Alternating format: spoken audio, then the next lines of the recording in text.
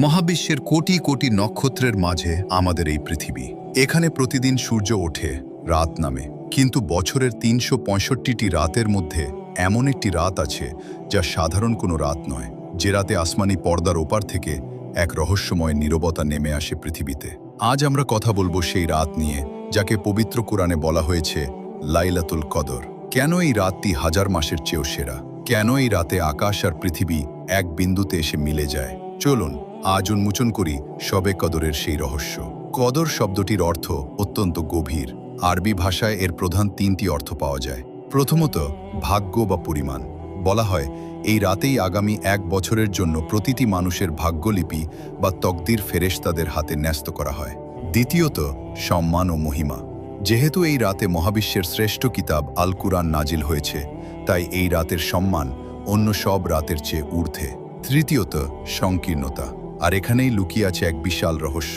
কদর মানে সরু বা সংকীর্ণ হওয়া। কিন্তু কেন? হাদিসে বর্ণিত হয়েছে কদরের রাতে আসমান থেকে এত বিপুল সংখ্যক ফেরেশতা পৃথিবীতে নেমে আসেন যে তাদের সংখ্যার আধিক্যে পৃথিবী যেন সংকীর্ণ হয়ে পড়ে। বলা হয় মরুভূমির বালুকণার চেয়েও বেশি ফেরেশতা সেদিন আমাদের এই মাটির পৃথিবীতে অবস্থান করেন। সিদরাতুল মুনতাহা থেকে স্বয়ং জিব্রাইল আলাইহিসসালাম ফেরেশতাদের এক বিশাল বাহিনী নিয়ে নেমে আসেন। তারা প্রতিটি মুমিনের দুয়ারে গিয়ে সালাম পৌঁছে দেন। ভাবুন তো একবার, সেই রাতের আধ্যাত্মিক শক্তি কতটা তীব্র, যেখানে ফেরেশতাদের ভিড়ে পুরো পৃথিবী এক জান্নাতি আবহে ঢেকে যায়। কিন্তু এই এক রাতের ইবাদত কেন ৮৩ বছর ৪ মাসের চেয়েও বেশি হতে হবে? এর পেছনে রয়েছে এক চমৎকার প্রেক্ষাপট।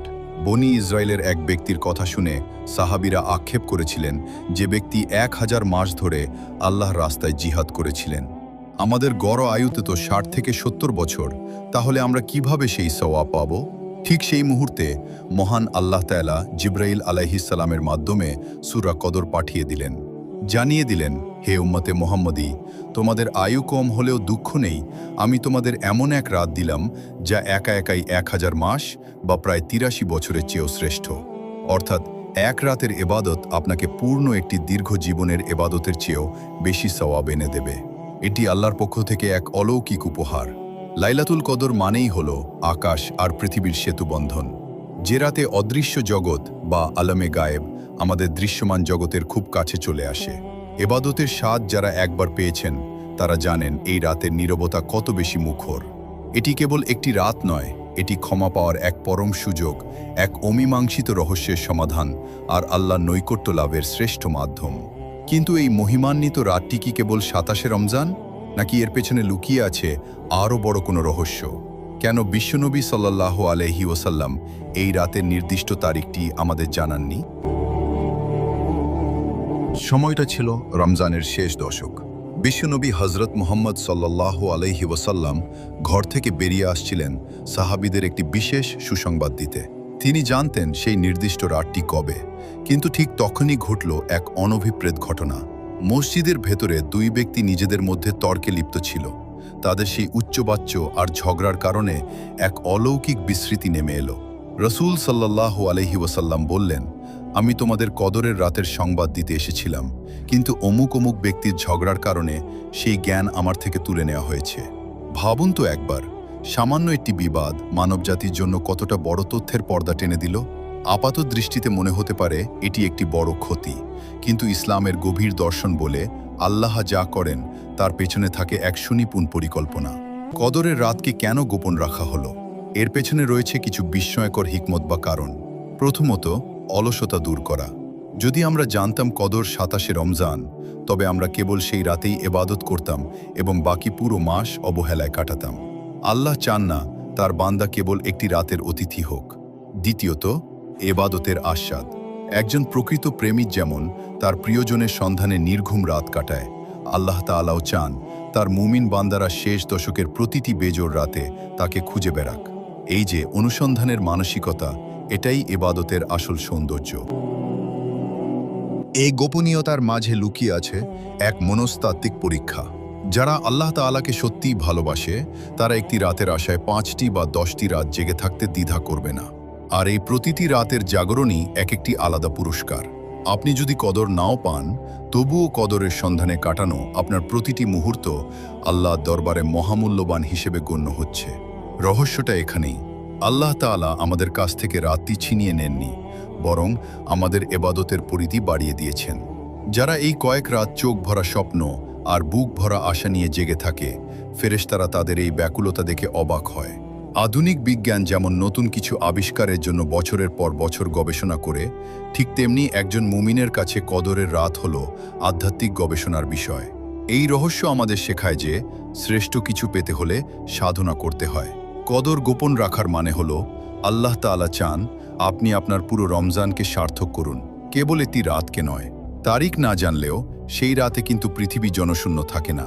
আকাশ থেকে এমন এক অতি প্রাকৃত বাহিনী নেমে আসে যাদের ডানার ঝাপটায় আকাশ বাতাস প্রকম্পিত হয়। কারা তারা? কেন তারা আমাদের মাঝে মিশে যায়? লাইলাতুল কদরে ঠিক কত সংখ্যক ফেরেশতা পৃথিবীতে আসেন?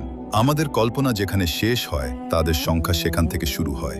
নবী করিম সাল্লাল্লাহু আলাইহি ওয়াসাল্লামের একটি হাদিস আমাদের শিউরে দেয়। তিনি বলেছেন, কদরের রাতে পৃথিবীতে ফেরেশতাদের সংখ্যা পাহাড়ের নুড়ি বা পাথরের কণার চেয়েও বেশি হয়। চিন্তা করুন, এই বিশাল পৃথিবীর আনাচে কানাচে যত পাথরের টুকরো আছে, তার চেয়েও বেশি ফেরেশতা সেদিন আমাদের মাঝে বিচরণ করেন। আধুনিক বিজ্ঞানের ভাষায় বললে এটি যেন এক ভিন্ন ডাইমেনশন বা মাত্রার প্রাণীদের আমাদের জগতে প্রবেশ। পুরো পৃথিবী যেন সেদিন ফেরেশতাদের ডানায় ঢাকা এক নুরানি চাদরে আবৃত হয়ে যায়। এই বিশাল ফেরেশতা বাহিনীর নেতৃত্বে কে থাকেন? তিনি আর কেউ নন, স্বয়ং রূহ হযরত জিবরাইল আলাইহিসসালাম, যাকে আল্লাহ রুহুল কুদুস বা পবিত্র আত্মা বলে অভিহিত করেছেন। কুরআনে বলা হয়েছে, তানাজ্জালুল মালাইকাতু ওয়ার রূহু, অর্থাৎ ফেরেশতারা এবং রূহ জিবরাইল অবতীর্ণ হন। যিনি ওহী নিয়ে আসতেন নবীদের কাছে, যিনি সিদরাতুল মুনতাহার অধিপতি, সেই মহান ফেরেশতা কদরের রাতে বিশেষ পতাকা নিয়ে পৃথিবীতে নেমে আসেন। এটি এক বিরল মুহূর্ত, কারণ জিবরাইল আলাইহিসসালাম সাধারণত বিশেষ কাজ ছাড়া পৃথিবীতে আসেন না, কিন্তু এই রাতে তিনি আসেন আল্লাহর পক্ষ থেকে শান্তি ও রহমতের বার্তা নিয়ে। হাদিসের বর্ণনায় এক রোমহর্ষক দৃশ্য ফুটে ওঠে। জিবরাইল আলাইহিসসালাম তার ফেরেশতাদের বাহিনীকে নির্দেশ দেন, যাও, আজ রাতে যারা দাঁড়িয়ে বা বসে আল্লাহর জিকির করছে তাদের প্রত্যেককে সালাম দাও। ফেরেশতারা দল বেঁধে মুমিনদের ঘরে ঘরে প্রবেশ করেন। তারা আমাদের সাথে মুসাফাহা করেন, আমাদের দোয়ায় আমিন বলেন। আপনি হয়তো অনুভব করতে পারেন না, কিন্তু আপনার পাশে শূন্যস্থানটি হয়তো সেদিন কোনো নূরের তৈরি ফেরেশতা দখল করে আছে।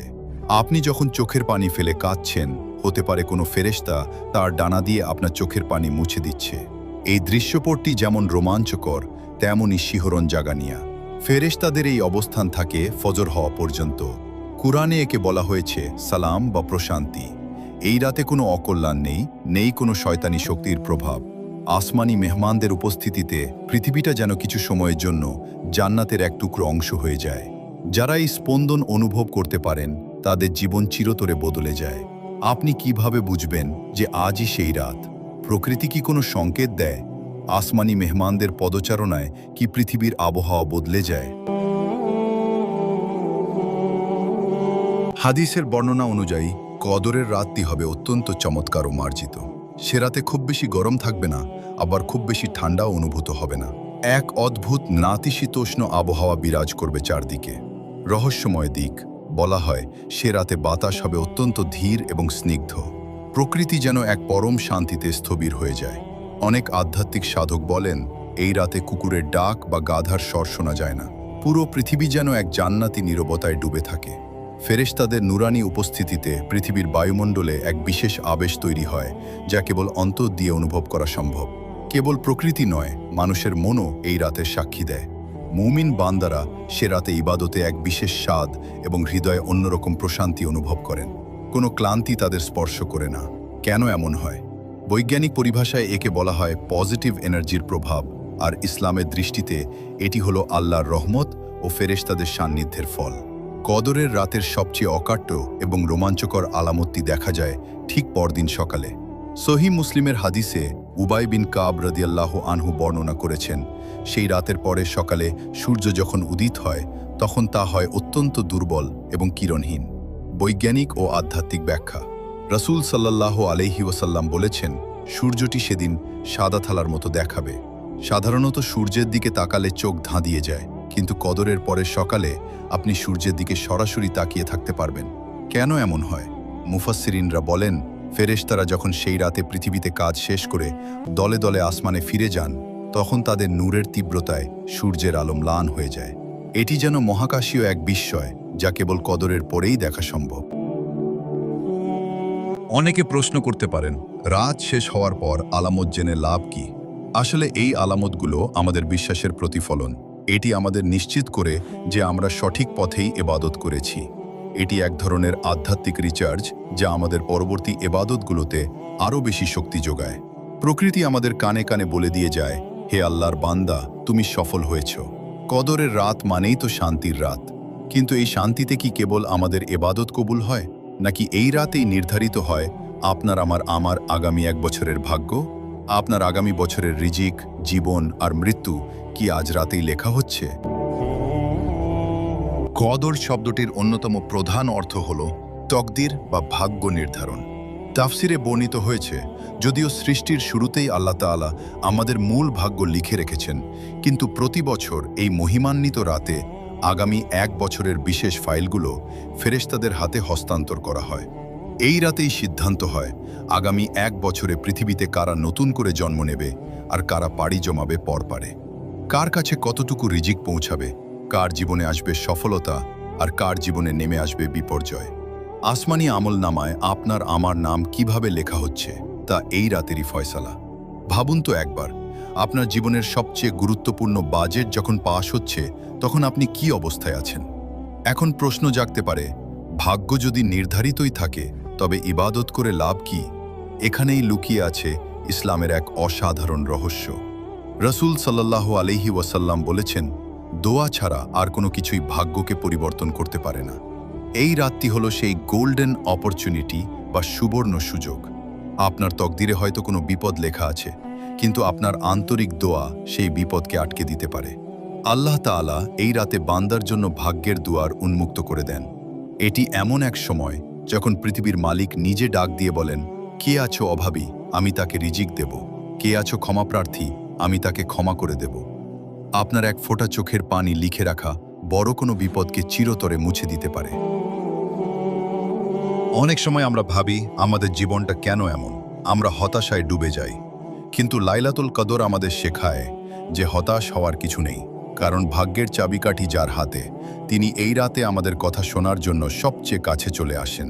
এই রাত হলো নিজের ভাগ্যকে নতুন করে সাজানোর রাত। যারা অলসতায় এই রাত কাটিয়ে দেয়, তারা আসলে নিজেদের জীবনের সবচেয়ে বড় ক্ষতিটি করে ফেলে। কারণ পরবর্তী 1 বছর আফসোস করেও হয়তো সেই সিদ্ধান্তের পরিবর্তন করা সম্ভব হবে না, যা এই রাতে নির্ধারিত হয়ে গেছে। কদরের রাত আমাদের স্মরণ করিয়ে দেয় যে আমরা সময়ের হাতে বন্দী একজন পথিক।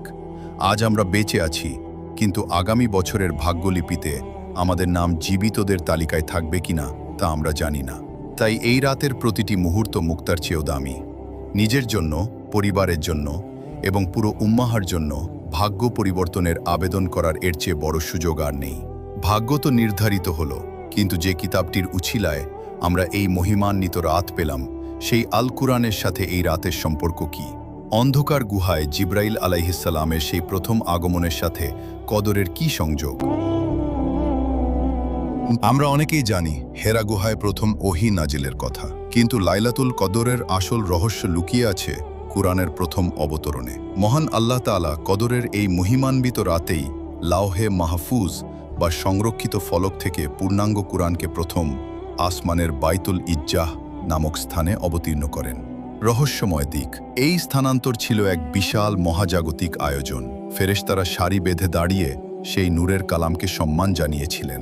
এরপর দীর্ঘ 23 বছর ধরে জিব্রাইল আলাইহিসসালামের মাধ্যমে প্রয়োজন অনুযায়ী রাসূল সাল্লাল্লাহু আলাইহি ওয়াসাল্লামের হৃদয়ে তা অবতীর্ণ হতে থাকে। কিন্তু সেই সূচনা লগ্নটি ছিল এই কদরের রাতেই, যা এই রাতকে দিয়েছে ইতিহাসের সেরা রাতের মর্যাদা। যখন কুরআন নাজিল হয়েছিল, তখন পৃথিবী ছিল এক ঘোর অন্ধকারে নিমজ্জিত। কন্যা সন্তানকে জীবন্ত কবর দেওয়া হতো, গোত্রীয় দাঙ্গা ছিল নিত্য নৈমিত্তিক ঘটনা, আর ইনসাফ ছিল এক সোনার হরিণ। ঠিক সেই মুহূর্তে কুরআনের প্রতিটি আয়াত যেন ছিল এক একটি পারমাণবিক বিস্ফোরণ, যা মানুষের চিন্তার জগৎকে তছনছ করে দিয়েছিল। কুরআন কেবল ইবাদতের নিয়ম শেখাতে আসেনি, এটি এসেছিল মানুষের মগজ থেকে জাহেলিয়াতের আবর্জনা পরিষ্কার করতে। যে জাতি জুতোর ফিতে বাধা জানত না, কুরআন তাদের বানিয়ে দিল অর্ধ পৃথিবীর শাসক। এই পরিবর্তনের শুরুটা হয়েছিল সেই এক রাতে, যে রাতটিকে আমরা আজ খুঁজি। কুরআন নাজিলের সেই মুহূর্তটি কেন এত রহস্যময়? কারণ এই কিতাবটি নাজিল হওয়ার পর পৃথিবীর ভূগোল ও ইতিহাস বদলে গেছে। এটি এমন এক গ্রন্থ যার একটি হরফও গত 1400 বছরে কেউ পরিবর্তন করতে পারেনি।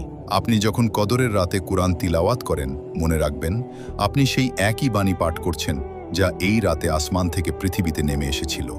আকাশ আর মাটির সংযোগের সেই মাধ্যমটিই হল আল কুরআন। সহজ কথায়, লাইলাতুল কদর এত বেশি মর্যাদাবান হওয়ার মূল কারণই হল আল কুরআন।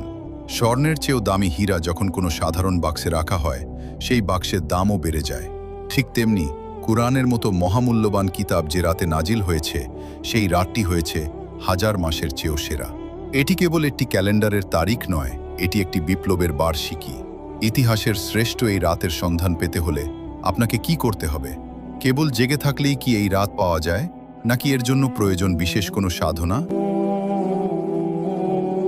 অনেকে মনে করেন কেবল 27শে রমজানই কদরের রাত, কিন্তু রাসূল সাল্লাল্লাহু আলাইহি ওয়াসাল্লাম আমাদের নির্দেশ দিয়েছেন শেষ দশকের বেজোড় রাতগুলোতে কদরকে অনুসন্ধান করতে, অর্থাৎ 21, 23, 25, 27 এবং 29 এই 5টি রাতই আমাদের জন্য রহস্যের চাবিকাঠি। কেন এই বিচ্ছুরণ? কারণ আল্লাহ দেখতে চান কে কেবল একটি রাতে আনুষ্ঠানিকতা সারে, আর কে তার সান্নিধ্য পাওয়ার জন্য বারবার তার দুয়ারে কড়া নাড়ে। এই 5টি রাতের প্রতিটি সেজদা, প্রতিটি চোখের পানি আপনাকে নিয়ে যেতে পারে সেই কাঙ্ক্ষিত গন্তব্যে। কদর পাওয়ার সবচেয়ে নিশ্চিত এবং কার্যকর উপায় হল ইতিকাফ। পৃথিবীর সব ব্যস্ততা পেছনে ফেলে প্রিয়জনদের মায়া ত্যাগ করে আল্লাহর ঘরে নিজেকে সঁপে দেওয়া। এটি কেবল একটি ইবাদত নয়, এটি হলো স্রষ্টার সাথে সৃষ্টির এক নিবিড় প্রেম।